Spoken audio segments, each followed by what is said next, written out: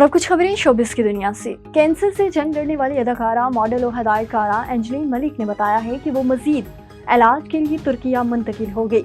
Angeline Malik ने फरवरी 2025 में Instagram post के जरिए बताया था कि उनमें कैंसर की तशखीस हुई है और उनका इलाज जारी है। बाद उन्होंने सर के बाल मंडवा लिए थे, जबकि सर के बालों के बगैर भी वो रैंप पर वॉक किया करती दिखाई देती थी।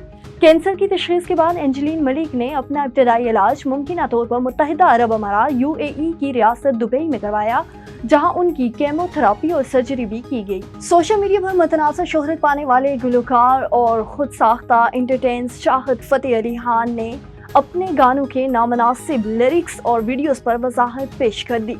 सोशल मीडिया पर मकबूल गुलकार फतेह अली खान ने अपनी एक पोस्ट कार्ड में शिरकत की, जहां दौरान मतनाज़ा वीडियोस, गानों और खवातीन के साथ रवैये पर खुलकर बातचीत की।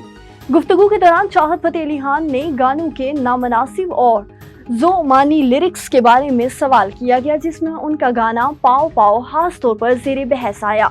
मेज़बान ने गाने के अल्फाज पर तनकीद करते हुए कहा कि ऐसे बोल अवाम बिलखुसूस नौजवानों पर मनफी असरात डालते हैं। और कराची में सदर हम नेटवर्क सुल्ताना सदीकी ने कहा है कि फिल्म ऐसा मीडियम है जिससे हम अपना मौक़िफ़ दुनिया के सामने रख सकते हैं और नौजवानों के तहलीकी काम को महफूज बनाने के लिए भी काम कर रहे हैं। हम नेटवर्क की सदर सुल्ताना सदीकी ने पाकिस्तान इंटरनेशनल फिल्म फेस्टिवल की तकरीब से खिताब करते हुए कहा कि असम्बली में बजट का सेशन भी चल रहा है, लेकिन शर्जील मेमन हमेशा एक आवाज पर चलते आए हैं। उन्होंने कहा कि हमें मालकाना हुकूक के हवाले से नौजवानों को तालीम देना होगी।